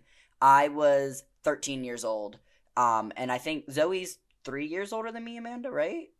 She's 3 years. Yeah. So she's 2 years older than me. She's actually coming to my house this weekend. Her and Stevie. Zoe and Stevie are staying with me. You almost forgot to take off work. I did forget to take off of work, actually. But so me and Zoe met at Playlist Live because she was into like a bunch of British YouTubers and like Dan and Phil and stuff like that, and then I was in that too. And so we met in like an overlap friend group of people. And this is in Florida, by the way. So I'm from Maryland, and I think were you guys in Philly at the time? You were in Jersey, okay. So, like, literally shouldn't have met in the beginning because we're from very opposite worlds. But because we're the internet, we just stayed buddies. And, like, me and Zoe stayed buddies throughout it all. And then by the time, like, I was, like, mid-high school, I think I already knew who Amanda was, like, followed her because Zoe was, like, so prominent, like, within, like, my friend group for a little bit, that, like, Amanda started interacting with me. And then I don't even know where the Shameless... You started watching and then Shameless. You slid in my and on DMs. your Instagram, I was like, hey, bitch. And so then me and Amanda just stayed buddies forever. And so, like, as of now, it's probably been almost 10 years that I've known you, and I've been to your house, like, 3 or 4 times now. I've been in Amanda's bedroom. Yeah. Yeah, no, Her mom makes me breakfast. We didn't meet until last year. That's crazy. I never met Evan in person until last year. We've had this podcast together since late 2019. Because whenever I would see Zoe, we would be doing, like, a function. Like, we would be going to, like, a set event for our niche. Because, like, as much as, like, me and Amanda had in common, like, there weren't any, like, conventions or kind of, like, events for our interest to go to. So, like, me and Zoe would do those a couple times, and, like, we went to Philly, and then, like, we saw each other in New York for, like, a couple times, and then she drove down to me, and then for the first time, I went over to their house, and it was so funny, like, waking up and, like, Amanda and her mom at, like, the breakfast table, and I'm just like, this is so weird. Like, this is so fun. Like, I just love my little life that I've built, that I'm, like, these people that I've been friends with for, like, 10 years, like, because, like going to their place, like, it, like, me and Amanda were just, like, I feel like we've talked for hours on hours like, for years, and I'm, like, yeah. Just seeing you in person was just, like, you're more in HD than before. That's why when we first became friends, it was like, tell me you're anywhere near me, and you were like, nope. No, I'm not even close. Yeah, I'm not close to anyone, sadly. Should we do final closing statements? I wish I was closer to y'all. Yeah, closing statements. SJ, I would love for you to come on and, like, do an episode of Shameless with us. We're in season 7, and if there's, like, an episode that you really like, I'd love for you to come on and do one with us. I just needed to get you in the mix here. Please, this is my first time doing any kind, like, I'm very new to having a platform and, like, being interactive with, like, other people on social media, so this is cool. I like it. And your podcast is it's fucking so good. Dude. It's so good. Like, I turn it on, I'm like, I'm gonna have a great time listening to this. I just giggle. Like, I love the giggle, and if I can do that for, like, 30 minutes, that's all I need. Thank you. I mean, like, I literally used to just make private stories on Snapchat and just, like, yell at my phone, and people would be like, hey, this is annoying, and I'm like, right, but I can't do it anywhere else, so you're gonna have to listen to it. Exactly. Sorry, if you want to, you can.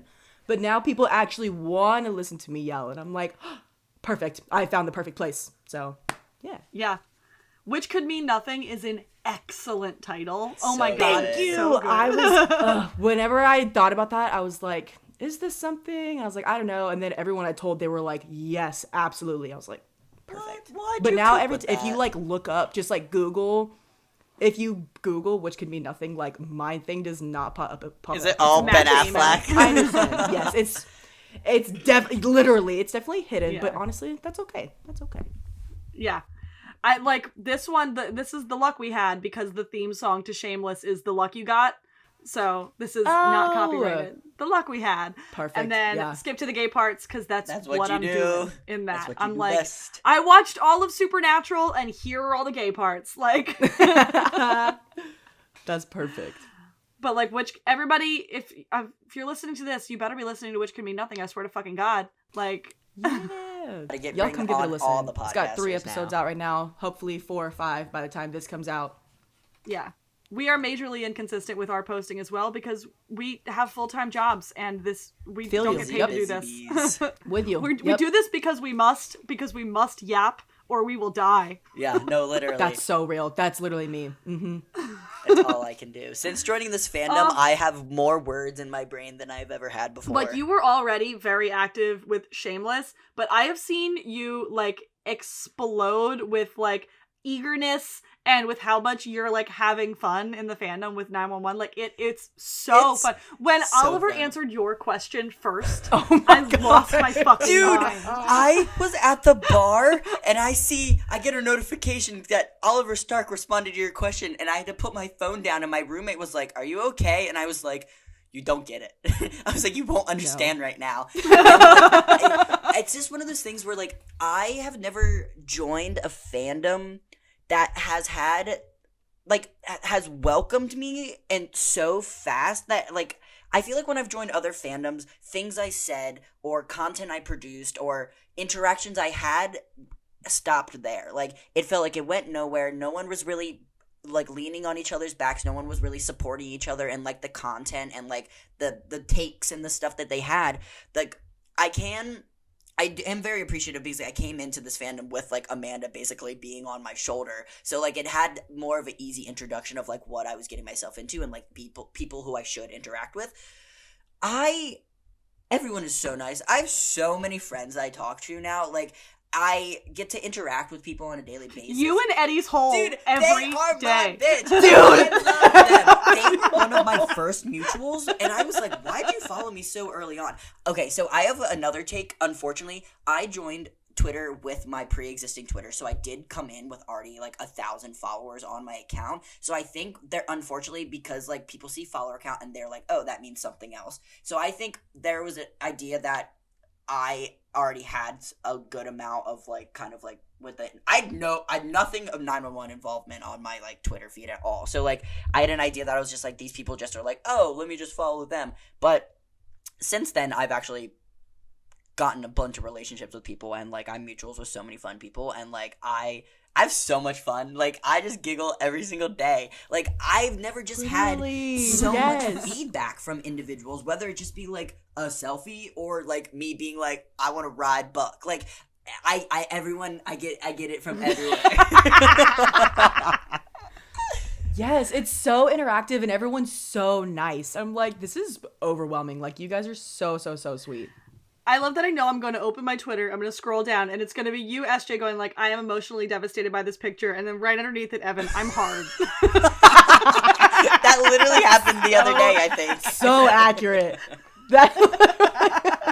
Wait, which one? But also, I'm so grateful to be welcomed into a fandom so acceptive of my horniness. Like, that is awesome. It is praised. It is accepted. Oh, it's like the baseline. Awesome. Yeah. Because I remember, like, you would say shit about, like, Jensen and Misha sometimes and be like, what the fuck? That's a person. And you'd be like, whoa. But I can be like, I'm gonna suck his dick, and everyone's like, retweet. Literally, like, Eddie's whole constantly just posting horny tweets, and literally everyone's just like, today they were like, please, one chance, and it was the graphic of devil penetration. Yes! It literally has like 15,000 likes. It is. I'm like, how? This is less fandom, and that's crazy. So but no, like, just that and the amount of RPFing on main, like Jack, who is equally horny, just like writing fanfiction about Oliver and Ryan fucking on Twitter, like.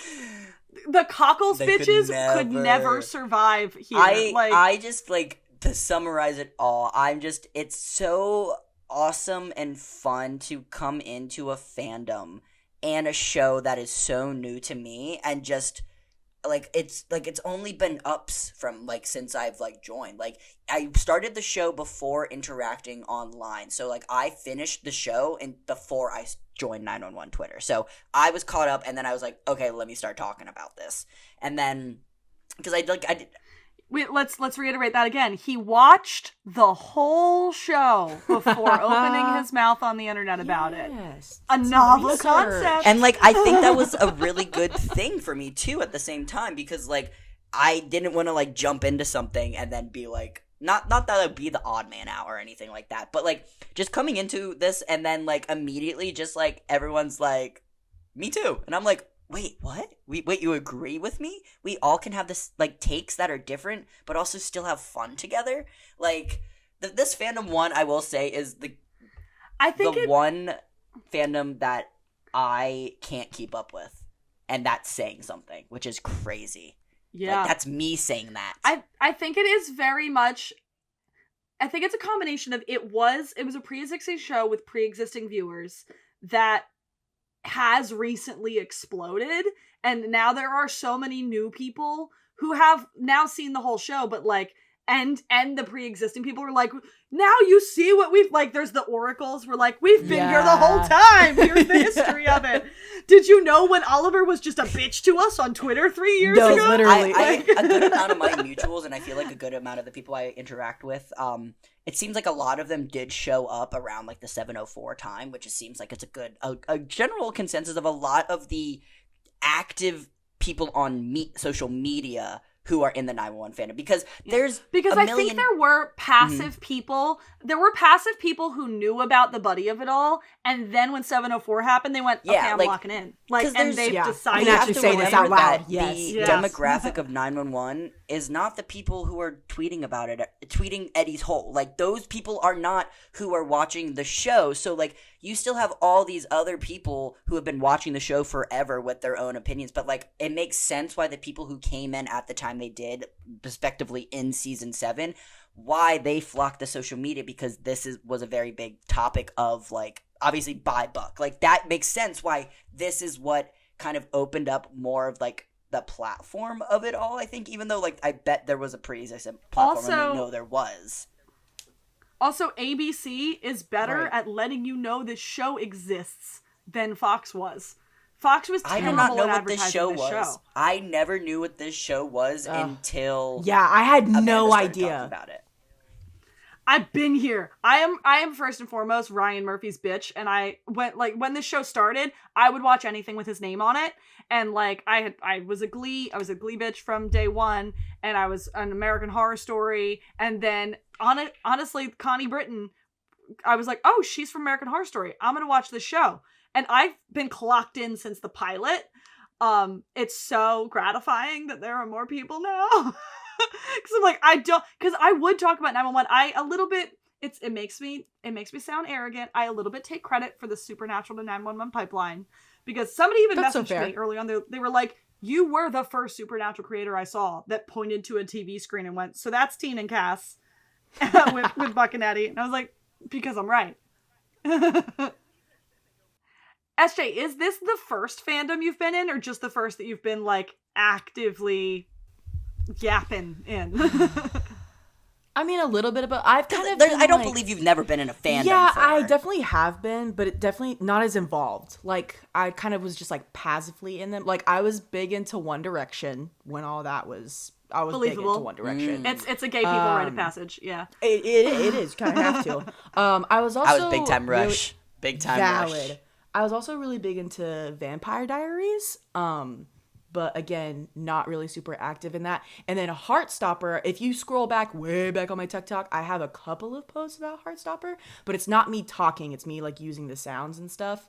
Because I was like, I don't want to be annoying. But turns out people like when I'm annoying. So yeah, this is the first, like, official Thursday one is that gonna I'm, be like, rough. actually involved in. Thursday's gonna be rough. What the fuck am I gonna do? Bitch, I have work. What am I supposed to do? Me too. Me too. What am I supposed to do? I don't know. I asked my coworker, who is also a huge Heartstopper person. I was like, "Are you going to watch an episode when you wake up and get ready for work on Thursday?" And she went, "I don't know." I was like, "You need to tell me if you're going to, so that I watch one too." Literally, I have to. What time does it drop? Like at midnight? Because 3 a.m. If it does, I'm fuck. Okay, never mind. I was like, I'll It'll drop midnight, LA. I don't know. Are they doing weekly episode releases? Mm-mm. They're all dropping at once, and it's 8 episodes. Yeah. And it's going to be a very sad and horny season. Literally, they just keep saying that it's sad and horny, and I'm like, oh, great. You read the books, you know it'll be sad and horny. Mm-hmm. Yeah. Mm-hmm. Yeah, oh, I'm also, so scared. The volume 6, Alice is going to start posting it on Webtoons tomorrow. Yeah, crazy that we're getting that, and then Heartstopper 3 in Is this like the Heartstopper, like, comic books or whatever? Evan, I cannot express to you how accurately it goes from page to screen. They're using that graphic novel as a fucking shot list. Like, it is perfect. The casting, awesome. They pulled it straight out of the books, dude. Like, literally every single character is, like, verbatim pulled from the books. It is it's genius. It's genius. All of it. The costuming, the set, the actors, the dialogue, all of it. It's I remember when the first season came out. Like, I don't go there, unfortunately. Bitch, get but on I remember when the first season, did come out. That is the majority of the praise that I heard of how accurate it is from screen, like from page to screen, which is like even from like an outside viewer, I can be like, that's really badass, and I can't imagine being a fan and how satisfying that is. They've to watch changed happen. some things, like they changed a character. Charlie doesn't have a little brother anymore. There's like little things that they changed, but like when writing a television show, they were things that made sense to change. Yes, it makes like, sense. Mm-hmm. Yeah. Yeah, because when like, some people change shit from like the books to the TV show and it doesn't make sense at all, it pisses me off so bad. So the fact that they're very cohesive with the changes, it's so gratifying. Yeah. The first episode is pretty much this the is first season book 3? shot for shot. Like it's perfect. Yeah. It's crazy. I love it so bad. I'm going to be devastated. Is it all on Netflix? Yeah.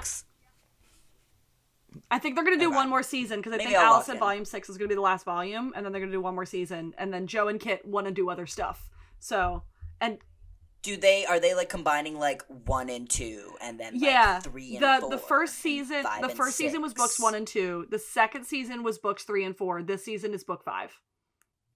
Yeah. Oh, Yeah. Okay. That's really cool. Yeah.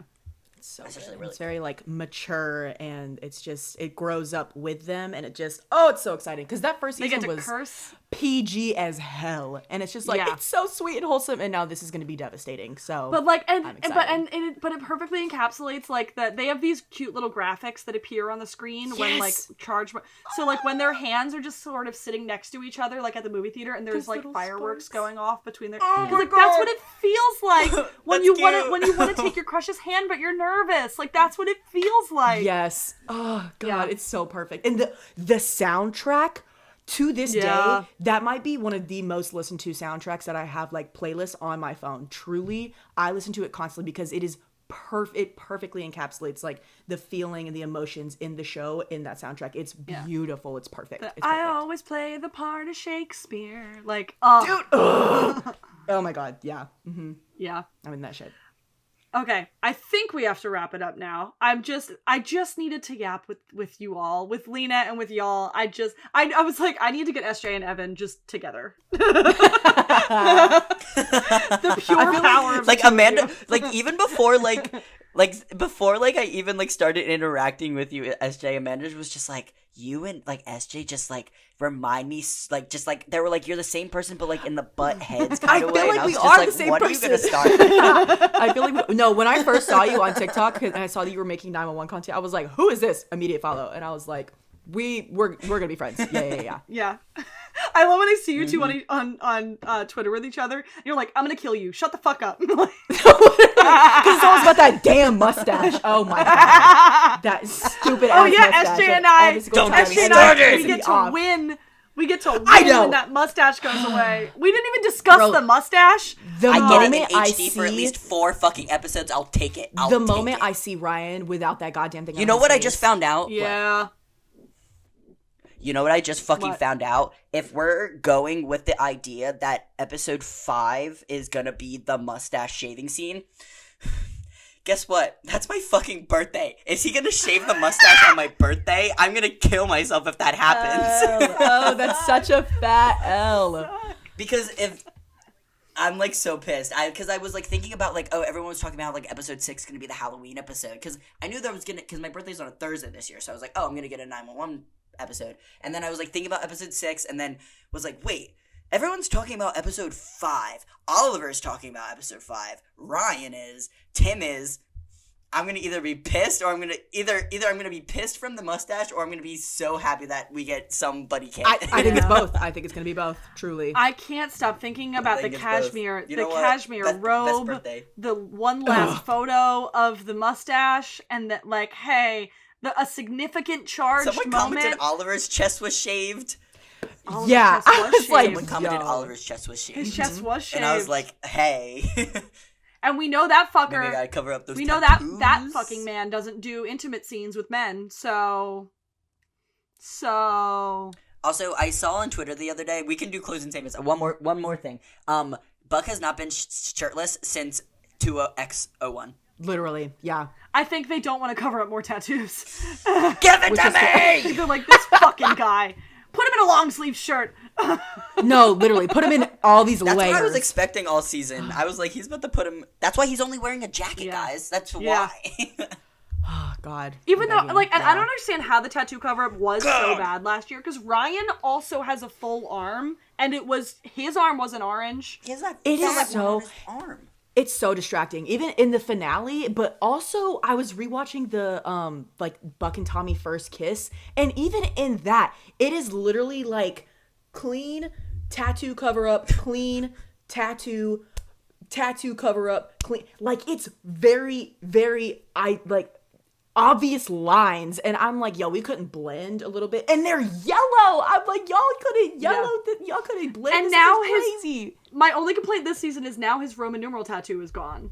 Like, Yeah, what the fuck happened to that? I know. It might have- Now Buck gets laser fucking tattoo. it might have Yeah. been that he now has so much going on around it that they're like, now we have to cover this one because it will look stupid if we don't.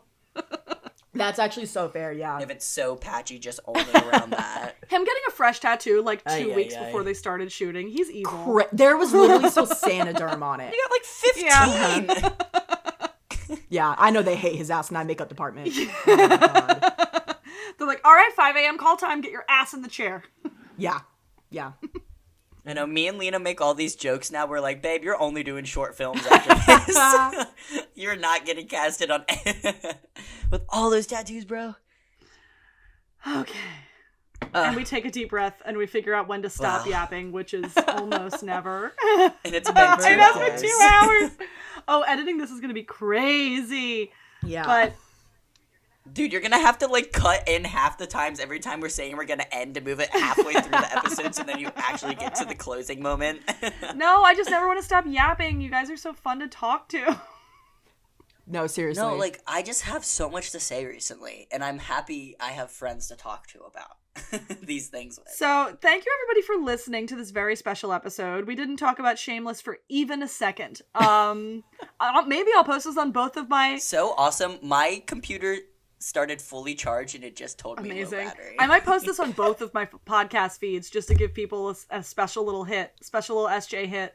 Yeah. Hell yeah. And everybody, go listen to Which Could Mean Nothing. It is on everywhere you get podcasts, Spotify, Apple Podcasts. Listen to it. SJ is so funny. SJ is so smart. Listen. Literally, that's why I followed you. That's why I followed you on TikTok, because while I was doing my rewatch, you were doing your rewatch, and you were behind me, and like you didn't see the things that I had seen already, and I was like, I'm so excited for him to get here, and I was like, and everything you said, I'm like, oh, I wish I had said that in the video, like, No, you're so that's smart, literally you're so how I felt, funny. because everything you were saying, I literally was like, damn, I wish I had thought about that. Literally. That's how exactly I felt about you watching your TikToks. Yeah. I love this. Evan, This you're is so brave fun. for posting the Cybertruck thing. So brave. Bro, you should see, like, if once we get off this, I think you guys should just go take a scroll and look at that comment section, because it's really I've already funny blocked right like now. 12 people. Because, like, it's just entertaining. Like, I'm not responding to anything because I just, like, want them to yap, but I'm happy to take one for the team, because Amanda texted me and Lena the other day. She was like, yo, this audio would be so funny, but with Tommy, and originally we were going to do it with the birthday scene, but I had waited a day or two, and then that video came out, and Amanda was like, and then you saw in the Discord, I was like, all right, wait, we gotta go. That's so perfect. But happy to take one for the team. I love people being mad at me. It's very entertaining for me. I love it. It's fun. So, Wait, so both of you plug your socials, plug your handles. but for a take that's not wrong. Oh, okay. Go ahead. Oh, sorry. Okay. I'm at SJ118_ on TikTok, and on Twitter, I'm at SJ_118_. And then my podcast is Which Could Mean Nothing by SJ on Apple Podcasts, Spotify, YouTube, and SoundCloud. So go give it a listen. Rate, review, and subscribe. Hell yeah. Yes, rate, review, subscribe, like, do all the things, comment, Please. all those stuff. You, Evan. Interaction makes now that I actually am active on social media again, I am Evan B LMAO on TikTok and on Twitter. My TikTok is just more so just like my funny haha memes, but Twitter is where I will say some things. You will find them both in the comment section of Twitter user Eddie's Hole. Like, they will always be there. And then and then Lena is not here right now, but we will obviously plug all of her information down below as well. Durs Holmvik. Durs Holmvik, but the L is an I. And follow the Luck We Had pod on Instagram, on Twitter. Follow Skip to the Goody Parts, perhaps, because there perhaps may be a Buck and Eddie episode. Wait, where can we find you, I'm Amanda? at Abnormal Amanda. Amanda, where are you at? Abnormal Amanda on Twitter, at abnormalamanda_18 on TikTok. And Instagram at abnormalamanda18. Please interact with my book content. I really want publishers to keep sending me books. Yes, absolutely. That's so cool, though. Yeah, that's for so real. cool. Yeah, it's the only perk I've ever gotten off of TikTok is that the amount of followers I have means that I get free books sometimes. That's so sick. Let's go. Okay, it was so lovely chatting. Yeah, this was so fun. It was so fun. This was awesome. And legit, if you've got a shameless episode that you're like, I gotta talk about this, hit us up. We're in season 7, so anything from there on is free reign. I got you. Word. I'll look into it. Like, I don't know if you've listened to any of the episodes, but we literally just break down the episode and detour the entire time. So like it's very casual. It's just every as once in a casual while as it's like, and then we're talking about the scene with Ian as the EMT. Hi, Buck. Like, and then we... Yeah, literally. Hi, Buck. Yeah. Mm-hmm. Okay, we have to stop now. Okay, I'm gonna.